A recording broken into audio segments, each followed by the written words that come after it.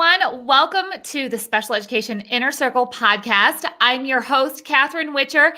And remember, if you sit at an IEP table, you are welcome here. Parents, teachers, therapists, admins, this is the place where we talk about all things special education beyond what the books have to say, beyond what the law requires, beyond just the IEP document. We're talking about the things that matter when it comes to making decisions to ensure that every child is prepared for further education, employment, and independent living. Now, this week, we're going to cover a book that I've been reading and how it really applies to inclusion. And I had some aha moments that really I'm still working through and processing in a whole new way, in a way that when I go to write inclusion plans with schools, I'm going to be considering what's really happening inside of our classrooms in a whole different perspective than I've really thought of before. Now, the reason I picked up this book, which I will put here in the show notes, it's called Generation Z Unfiltered by Tim Elmore. And I picked it up as a mom. I picked it up because I'm raising two teenage daughters. They are 16 and 17 years old. And there's a lot of different things happening in the teenage generation than when I was growing up, than when you were growing up. And I'm trying to really understand what's happening, with my daughters and their friends and just the dynamics. It's become really apparent just by spending time with them and time with their peers, how different the world really is from their perspective. So I picked up this book, I started reading it, and I thought, oh my goodness, this has got to be a topic that we start to consider when we're talking about inclusion, special education, building those inclusive experiences. You guys know, if you've spent time with me talking about IEPs, I always say inclusion is not a place, it's an experience. Inclusion, when we take a child who learns differently and we set them up for success to have an inclusive experience, it means that they feel that they are part of the community, they are part of the activity, that they are accepted for who they are, that they are supported. And we're looking to build these inclusive experiences. And typically I'm looking at two different things.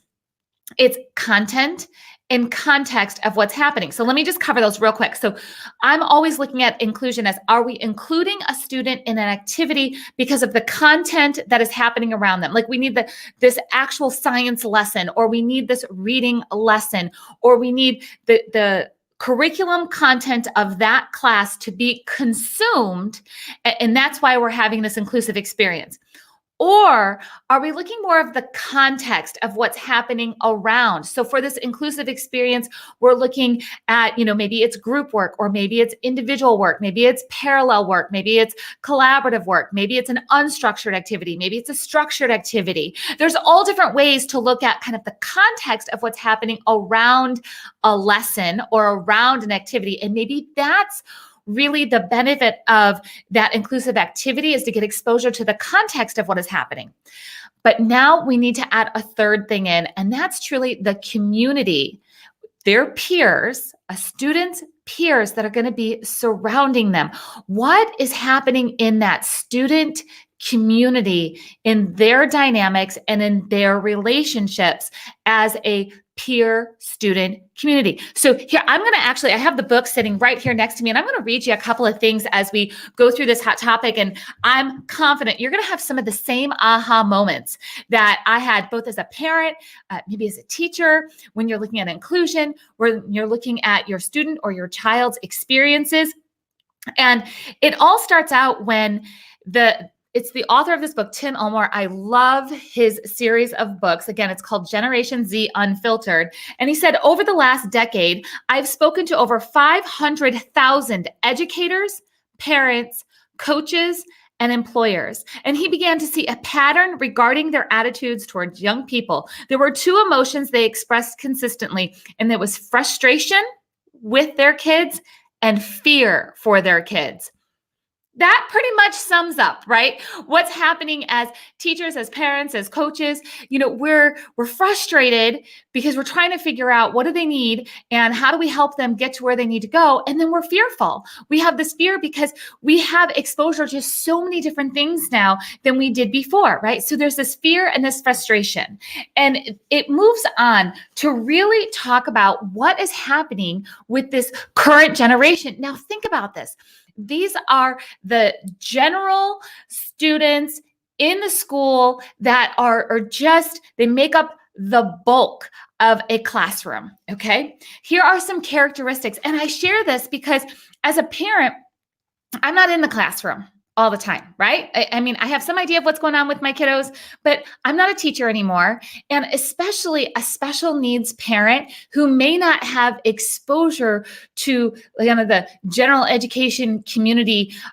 This can be eye-opening to really see what the generation right now is experiencing, because it helps us create inclusive experiences that make sense.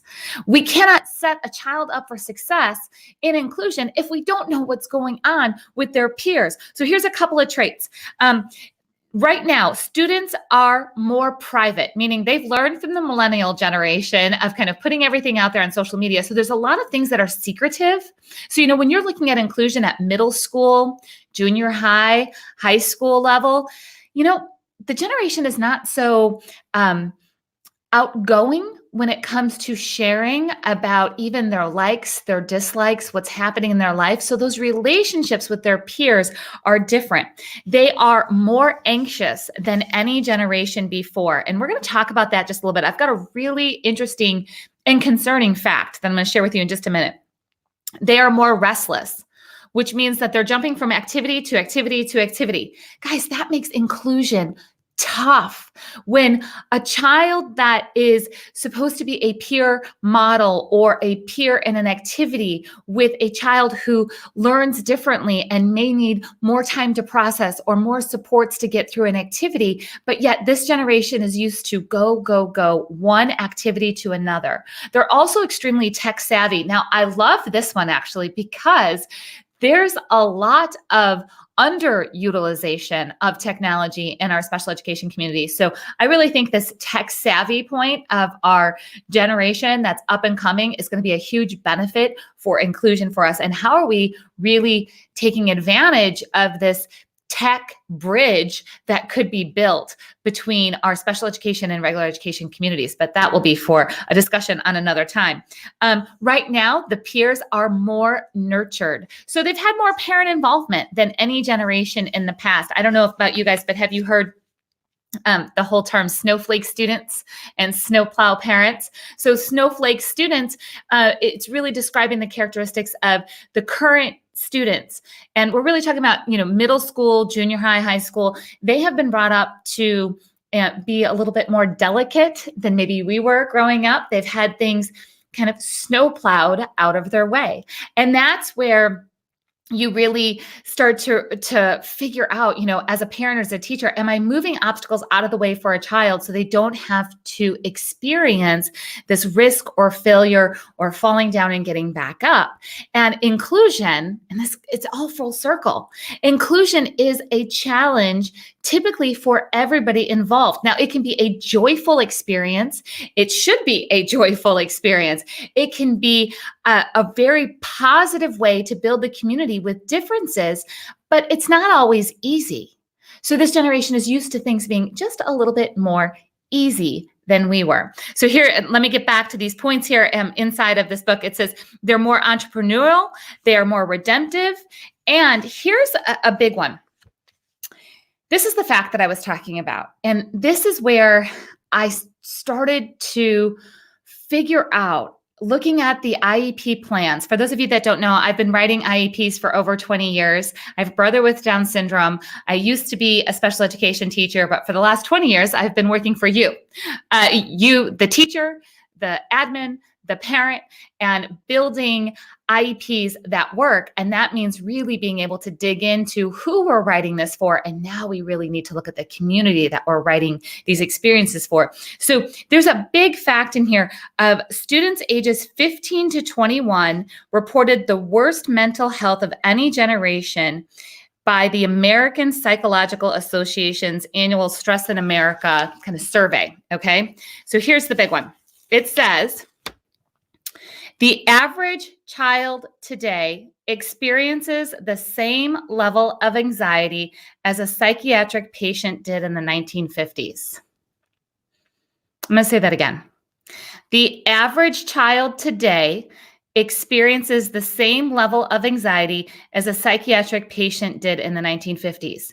Okay, we're not talking about a child who has been diagnosed with anxiety. We're saying the general population that is growing up right now has anxiety at a whole new level. So when I really start to wrap my brain around that, and I start to figure out what is going on in our average everyday classrooms, and then we look at how are we going to support differences? How are we going to modify lessons? How are we going to make this community inside of the classroom work with all of the challenges and all of the differences on top of everything that the students are dealing with right now? It's possible. It's absolutely possible. I have seen brilliant, beautiful inclusion experiences happening all the time. But it's when we are fully supporting not just the child who has the different learning needs, but we're also supporting and empowering their peers.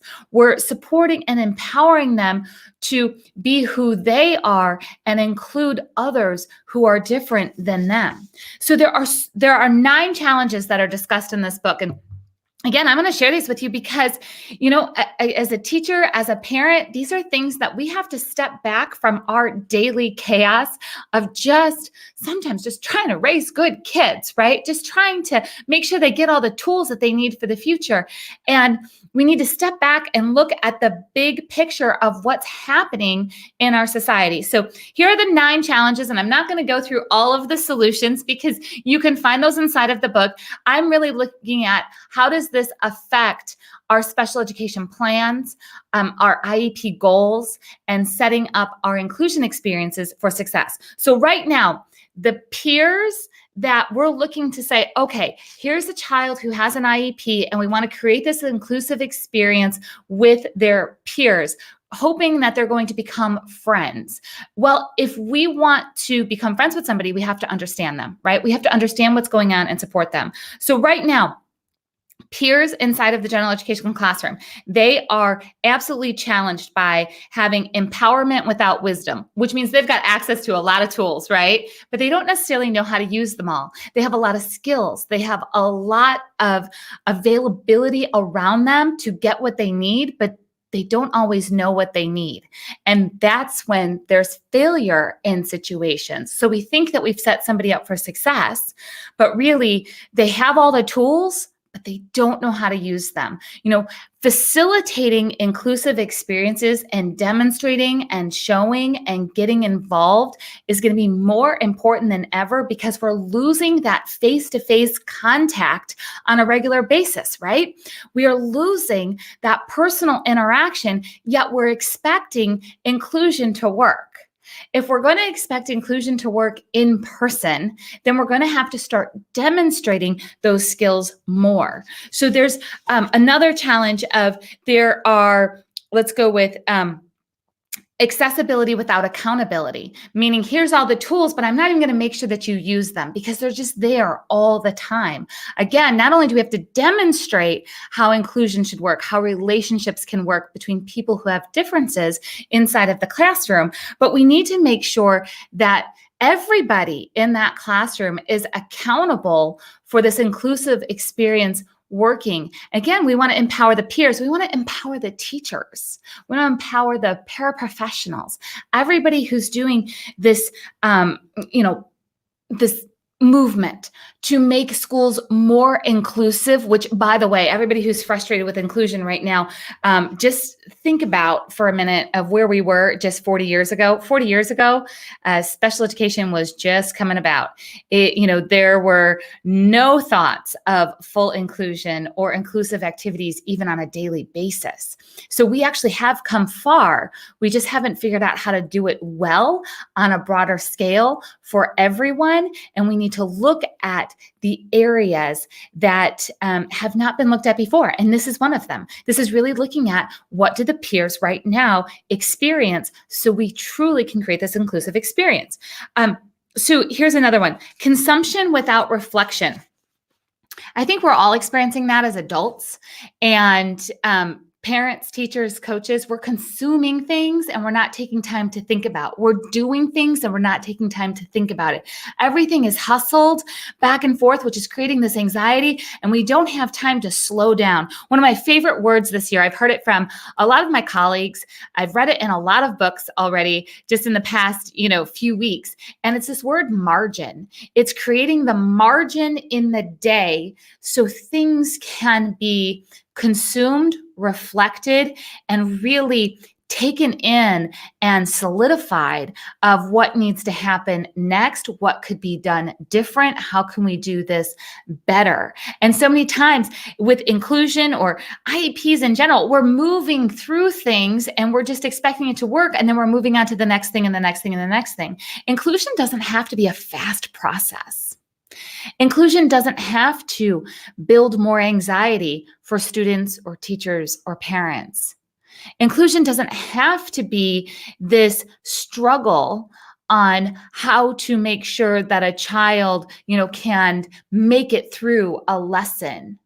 This should really be about creating an experience by understanding everybody who's involved in the inclusive experience. And that's where I'm going to leave this conversation, is what do we need to do? Because this is really just the start of this conversation.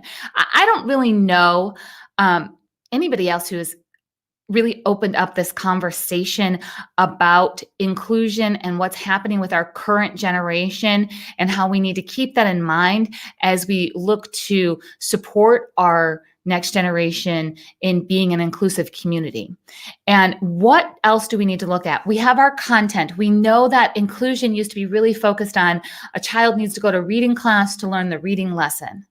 And then we've taken it to the next level. We say, well, maybe they're being included in different activities throughout school that are both reading and science and math and all of the academics, but it's also about the context of what's happening, of learning how to collaborate and build relationships. But then we have to take it to that third level, which is going to be community, and really understanding this Generation Z and what they're going through so we can support them through building inclusive communities. This is the generation that really doesn't see boundaries the way that we used to. There's not limits like there used to be when we were growing up. They have the ability to do so much more, but they need to be empowered. We need to understand them. We need to support them. So keep an eye out for some things that are going to be up and coming, especially inside of our Master IEP Coach Mentorship. If you're not aware of that, our next class is going to be starting soon. You can jump over to masteriepcoach.com. And we're going to be talking inside of our mentorship this next session specifically on how to create inclusive experience in today's generation. Not just about how to modify the reading lesson, but how to develop true collaboration and relationships. So as a child goes through their school years and eventually those school years are done, right? And the peers that they have now, maybe not the exact people, right? But this generation, those are their peers going forward. So how are we going to prepare everyone and make sure they have the tools that they have by acknowledging the challenges that our current generation has to support them to create these inclusive experiences?